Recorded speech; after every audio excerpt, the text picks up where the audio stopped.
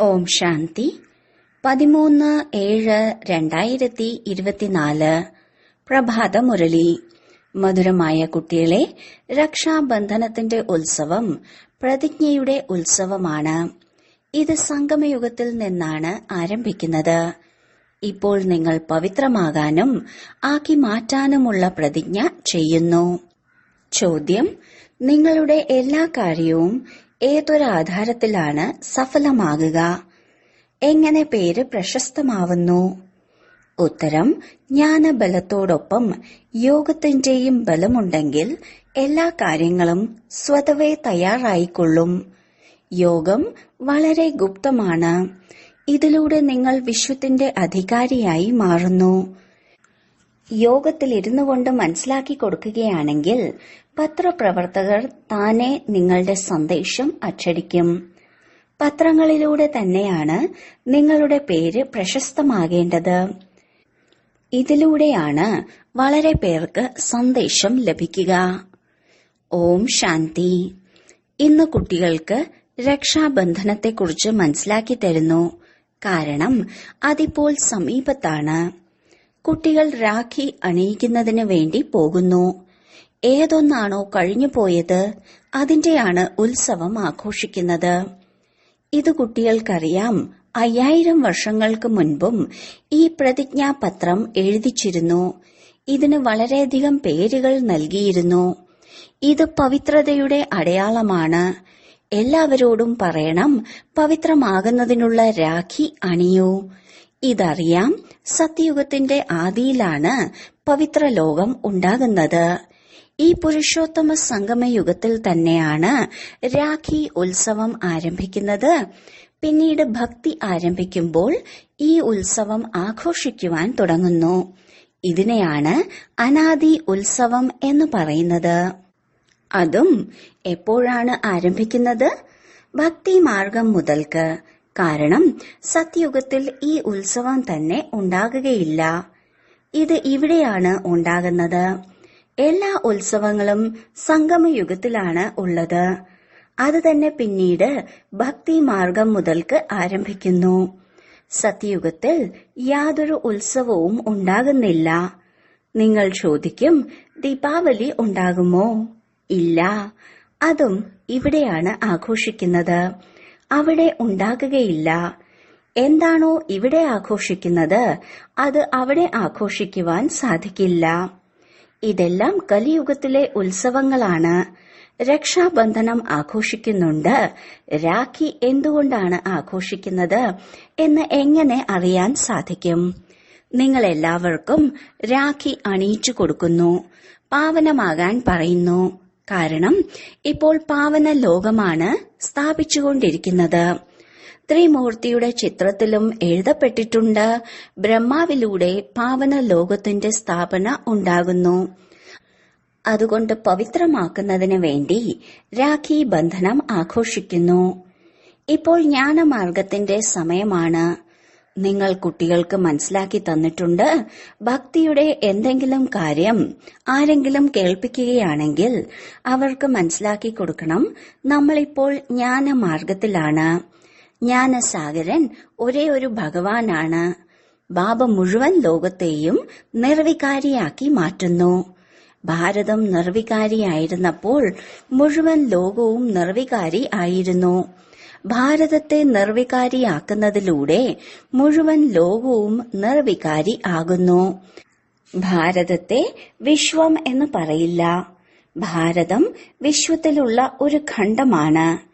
കുട്ടികൾക്കറിയാം, പുതിയ ലോകത്തിൽ കേവലം ഒരു ഭാരതഖണ്ഡമേ ഉണ്ടായിരുന്നുള്ളൂ. ഭാരതഖണ്ഡത്തിൽ തീർച്ചയായും മനുഷ്യരാണ് വസിച്ചിരുന്നത്. ഭാരതം സത്യഖണ്ഡമായിരുന്നു. സൃഷ്ടിയുടെ ആദിയിൽ ദേവതാധർമ്മം മാത്രമായിരുന്നു. അതിനെയാണ് നിർവികാരി പവിത്രധർമ്മം എന്ന് പറയുന്നത്. ഇത് 5000 വർഷങ്ങൾക്ക് മുൻപുള്ള കാര്യമാണ്. ഇപ്പോൾ ഈ പഴയ ലോകം കുറച്ചു ദിവസം മാത്രമേ ബാക്കിയുള്ളൂ. നിർവികാരിയാവാൻ എത്ര ദിവസം എടുക്കുന്നു? തീർച്ചയായും സമയമെടുക്കും. ഇവിടെ തന്നെ പവിത്രമാകുന്നതിനുള്ള പുരുഷാർത്ഥം ചെയ്യണം. ഏറ്റവും വലിയ ഉത്സവം ഇതാണ്. പ്രതിജ്ഞ ചെയ്യണം, ബാബ, ഞങ്ങൾ പവിത്രമാകുക തന്നെ ചെയ്യും. ഈ ഉത്സവം ഏറ്റവും വലിയ ഉത്സവമാണ്. എല്ലാവരും വിളിക്കുന്നുണ്ട്, അല്ലയോ പരമപിതാ പരമാത്മാ. ഇത് പറഞ്ഞിട്ടും പരമപിതാവിലേക്ക് ബുദ്ധി പോകുന്നില്ല. നിങ്ങൾക്കറിയാം, പരമപിതാ പരമാത്മാ വരുന്നത് തന്നെ ജീവാത്മാക്കൾക്ക് ജ്ഞാനം നൽകാനാണ്. ആത്മാ പരമാത്മാ ഒരുപാട് കാലം വേറിട്ടിരുന്നു. ഈ മേള സംഗമത്തിലാണ് ഉണ്ടാകുന്നത്. ഇതിനെ തന്നെയാണ് കുംഭമേള എന്ന് പറയുന്നത്. ഇത് 5000 വർഷങ്ങൾക്ക് ശേഷം ഒരു പ്രാവശ്യമേ ഉണ്ടാകൂ. വെള്ളത്തിൽ സ്നാനം ചെയ്യുന്ന മേള അനേക തവണ ആഘോഷിച്ചു വന്നു. ഇതാണ് ഭക്തിമാർഗം. നമ്മുടേത് ജ്ഞാനമാർഗമാണ്. സംഗമത്തിൽ തന്നെയാണ് കുംഭമേള നടക്കുന്നത്. വാസ്തവത്തിൽ 3 നദികളില്ല. വെള്ളത്തിന്റെ ഗുപ്ത നദി എങ്ങനെ ഉണ്ടാവാനാണ്? ബാബ പറയുന്നു, നിങ്ങളുടെ ഗീത ഗുപ്തമാണ്. ഇത് മനസ്സിലാക്കി തന്നിട്ടുണ്ട്. നിങ്ങൾ യോഗബലത്തിലൂടെ വിശ്വത്തിന്റെ ചക്രവർത്തി പദവി നേടുന്നു. ഇതിൽ കളിതമാശയുടെ കാര്യമൊന്നുമില്ല. പകുതി കൽപ്പം പൂർണമായും ഭക്തിമാർഗമുണ്ടാകുന്നു. ഈ ജ്ഞാനമാർഗം ഒരു ജന്മത്തിൽ മാത്രമാണ്. പിന്നീട് 2 യുഗത്തിൽ ജ്ഞാനത്തിന്റെ പ്രാപ്തിയാണ് അനുഭവിക്കുന്നത്. അവിടെ ജ്ഞാനം ഉണ്ടാകുന്നില്ല. ദ്വാപര കലിയുഗത്തിലാണ് ഭക്തി ഉണ്ടാകുന്നത്. ഈ ഒരേ ഒരു തവണ മാത്രമാണ് ജ്ഞാനം ലഭിക്കുക. പിന്നീട് ഇതിന്റെ പ്രാപ്തി 21 ജന്മം വരെ ഉണ്ടാകും. ഇപ്പോഴാണ് നിങ്ങളുടെ കണ്ണുകൾ തുറന്നത്.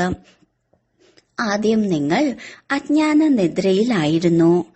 രാഖി ഉത്സവത്തിൽ ബ്രാഹ്മണർ രാഖി അണിയിക്കുന്നു. നിങ്ങളും ബ്രാഹ്മണരാണ്. അവർ കുഖവംശാവലികളാണ്. നിങ്ങൾ മുഖവംശാവലികളാണ്. ഭക്തിമാർഗത്തിൽ എത്ര അന്ധവിശ്വാസമാണ്. ചെളിക്കുണ്ടിൽ അകപ്പെട്ടിരിക്കുകയാണ്. ചെളിക്കുണ്ടിൽ കാല് പെട്ടുപോവാറില്ലേ?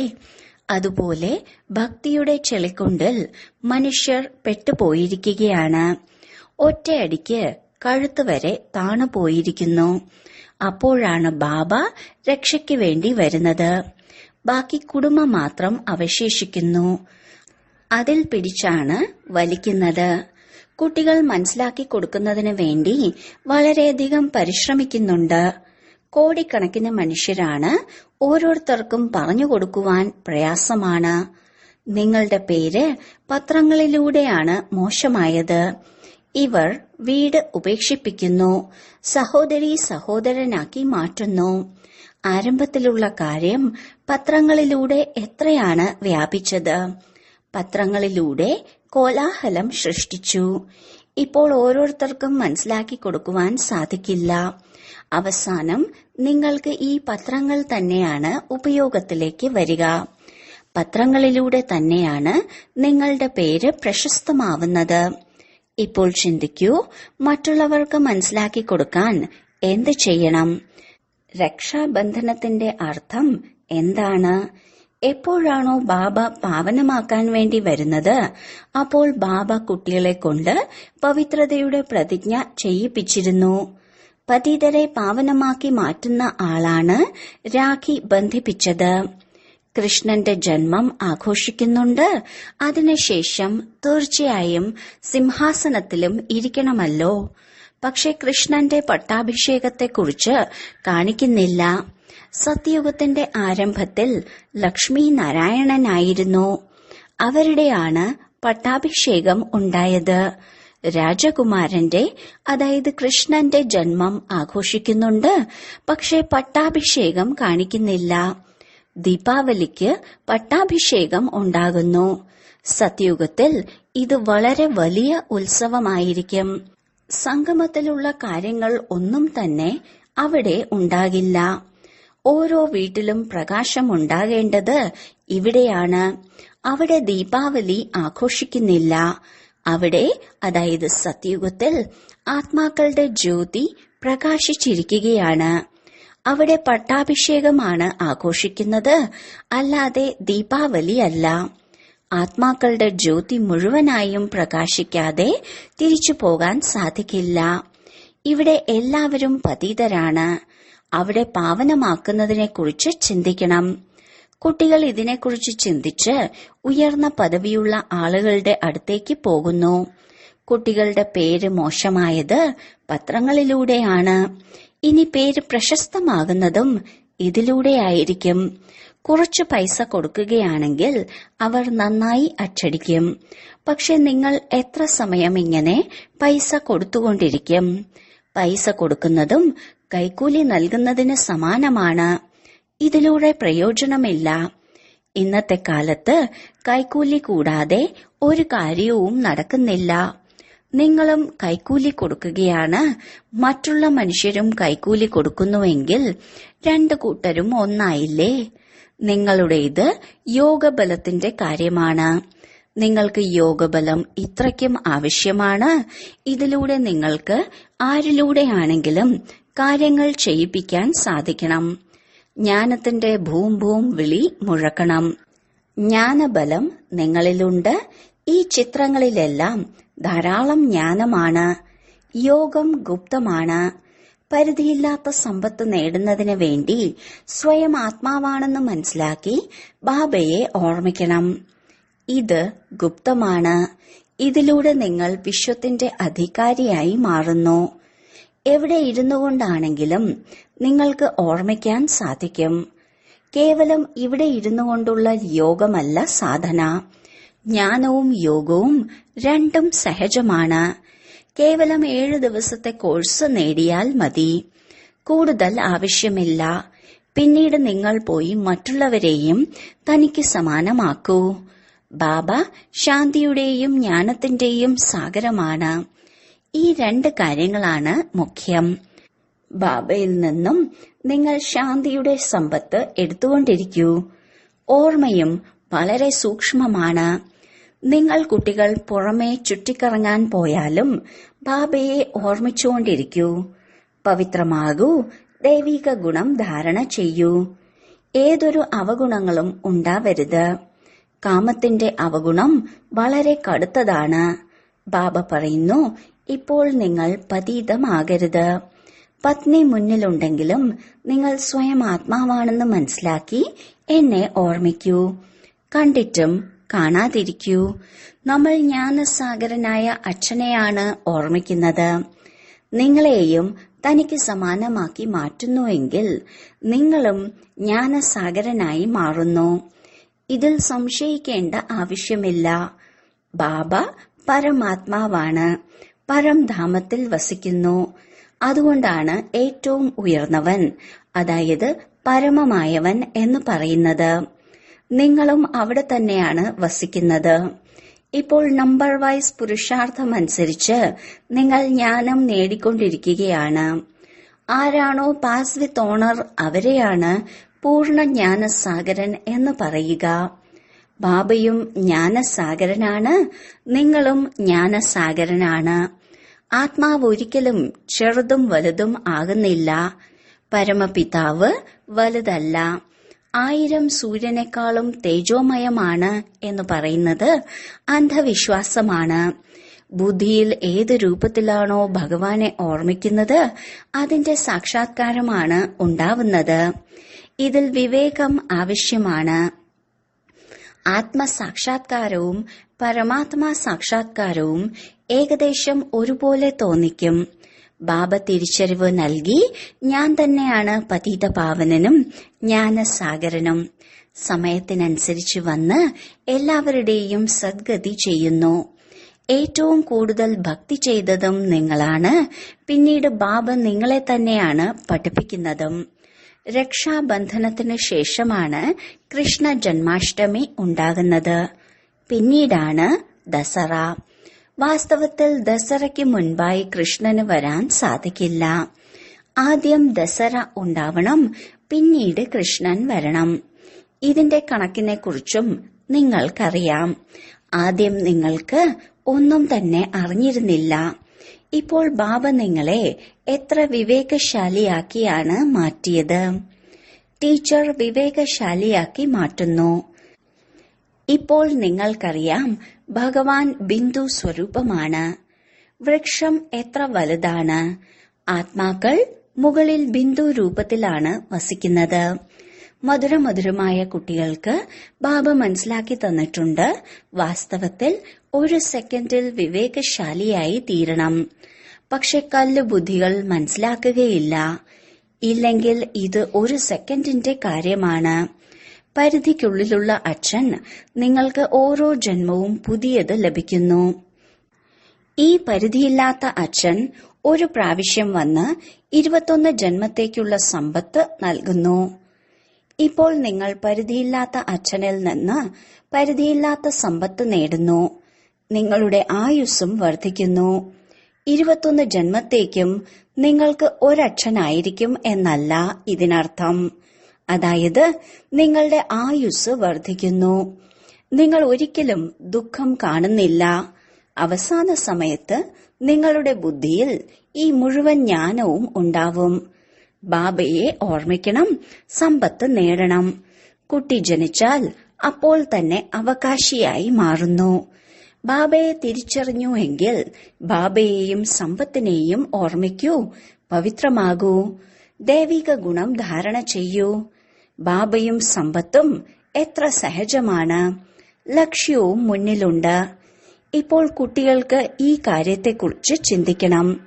നമുക്ക് എങ്ങനെ പത്രങ്ങളിലൂടെ മനസ്സിലാക്കി കൊടുക്കണം. ത്രിമൂർത്തിയുടെ ചിത്രവും നൽകണം. കാരണം ഇതിലൂടെ മനസ്സിലാക്കുവാൻ സാധിക്കുന്നു, ബ്രഹ്മാവിലൂടെയാണ് സ്ഥാപന എന്ന്. ബ്രാഹ്മണരെ പാവനമാക്കി മാറ്റുവാനാണ് ബാബ വന്നിരിക്കുന്നത്.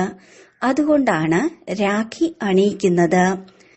പതീത പാവനനായ ബാബ ഭാരതത്തെ പാവനമാക്കുകയാണ്. ഓരോരുത്തർക്കും പാവനമാകണം. കാരണം പാവന ലോകമാണ് സ്ഥാപിച്ചുകൊണ്ടിരിക്കുന്നത്. ഇപ്പോൾ നിങ്ങളുടെ 84 ജന്മങ്ങൾ പൂർത്തിയായി. ആരാണോ വളരെയധികം ജന്മങ്ങൾ എടുത്തത് അവർ നല്ല രീതിയിൽ മനസ്സിലാക്കുന്നു. അവസാനം വരുന്നവർക്ക് ഇത്രയ്ക്കും സന്തോഷമുണ്ടായിരിക്കില്ല. കാരണം ഭക്തി ചെയ്തത് കുറവായിരിക്കും. ഭക്തിയുടെ ഫലം നൽകാനാണ് ബാബ വന്നിരിക്കുന്നത്. ആരാണ് ഏറ്റവും കൂടുതൽ ഭക്തി ചെയ്തത് എന്നതിനെക്കുറിച്ചും നിങ്ങൾക്കിപ്പോൾ അറിയാം. നിങ്ങൾ തന്നെയാണ് ആദ്യ നമ്പറിലേക്ക് വന്നിരുന്നത്. നിങ്ങൾ തന്നെയാണ് അവ്യഭിചാരി ഭക്തി ചെയ്തത്. നിങ്ങൾ തന്നെ അവനവനോട് ചോദിക്കണം, ഞങ്ങളാണോ കൂടുതൽ ഭക്തി ചെയ്തത് അതോ ഇവരാണോ? ആരാണോ ഏറ്റവും കൂടുതൽ സേവനം ചെയ്യുന്നത് അവർ തന്നെയാണ് കൂടുതൽ ഭക്തിയും ചെയ്തത്. ബാബ അവരുടെ പേര് എഴുതുമായിരുന്നു.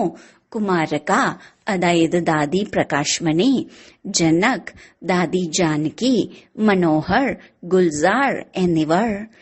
പക്ഷെ ഇവിടെ നമ്പർ വൈസായി ഇരുത്തുവാൻ സാധിക്കില്ലല്ലോ. അപ്പോൾ കുട്ടികൾ ചിന്തിക്കണം, രക്ഷാബന്ധനത്തെക്കുറിച്ച് പത്രങ്ങളിൽ എങ്ങനെ കൊടുക്കണമെന്ന്. നിങ്ങൾ മന്ത്രിമാരുടെ പക്കൽ പോയി രാഖി അണിയിക്കുന്നുണ്ട്. ഇതെല്ലാം തന്നെ നല്ലതാണ്. പക്ഷെ അവർ ആരും തന്നെ പവിത്രമായി ഇരിക്കുന്നില്ലല്ലോ. നിങ്ങൾ പറയുന്നു, പവിത്രമാവുകയാണെങ്കിൽ പവിത്ര ലോകത്തെ സ്ഥാപിക്കാൻ സാധിക്കും. 63 ജന്മങ്ങൾ വികാരിയായി തീർന്നു. ഇപ്പോൾ ബാബ പറയുന്നു, ഈ അന്തിമ ജന്മം പവിത്രമായി മാറൂ. ഈശ്വരനെ ഓർമ്മിക്കൂ. എന്നാൽ നിങ്ങളുടെ ശിരസിൽ എന്തെല്ലാം തന്നെ പാപങ്ങളുണ്ടോ അതെല്ലാം ഇല്ലാതാകുന്നു. ശരി, വളരെ കാലത്തെ വേർപാടിന് ശേഷം തിരിച്ചു കിട്ടിയ മധുരമധുരമായ കുട്ടികൾക്ക് മാതാവും പിതാവുമായ ബാബ്ദാദയുടെ സ്നേഹസ്മരണയും സുപ്രഭാതവും. ആത്മീയ അച്ഛന്റെ ആത്മീയ കുട്ടികൾക്ക് നമസ്കാരം. ധാരണയ്ക്കുള്ള മുഖ്യസാരം: 1. പാസ് വിത്ത് ഓണർ ആകുന്നതിന് വേണ്ടി ബാബയ്ക്ക് സമാനം ജ്ഞാനസാഗരമായി തീരണം. ഏതെങ്കിലും അവഗുണം ഉള്ളിലുണ്ടെങ്കിൽ അതിനെ പരിശോധിച്ച് ഇല്ലാതാക്കണം. ശരീരം കണ്ടുകൊണ്ടും കാണാതെ സ്വയം ആത്മാവെന്ന് നിശ്ചയിച്ച് ആത്മാവിനെ നോക്കി സംസാരിക്കണം. 2. തന്റെ ഓരോ കാര്യവും വളരെയധികം സഹജമാകണമെങ്കിൽ യോഗബലം നല്ല രീതിയിൽ ശേഖരിക്കണം.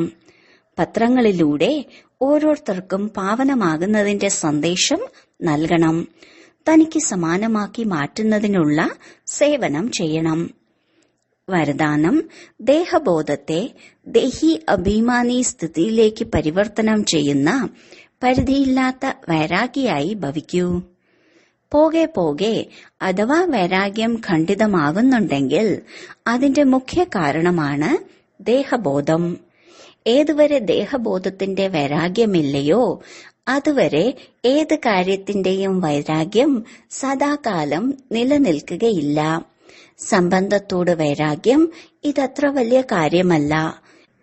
ആ വൈരാഗ്യം ലോകത്തിലും പലർക്കും വരുന്നുണ്ട്. എന്നാൽ ഇവിടെ ദേഹബോധത്തിന്റെ ഏതെല്ലാം ഭിന്ന ഭിന്ന രൂപങ്ങളാണോ ഉള്ളത് അതിനെ അറിഞ്ഞ് ദേഹബോധത്തെ ദേഹി അഭിമാനി സ്ഥിതിയിലേക്ക് പരിവർത്തനം ചെയ്യുക. ഇതാണ് പരിധിയില്ലാത്ത വൈരാഗിയാകുന്നതിന്റെ വിധി. സ്ലോഗൻ: സങ്കല്പമാകുന്ന പാദം ഉറച്ചതാണെങ്കിൽ കറുത്ത മേഘങ്ങൾ പോലെയുള്ള പ്രശ്നങ്ങളും പരിവർത്തനപ്പെടും. ഓം ശാന്തി.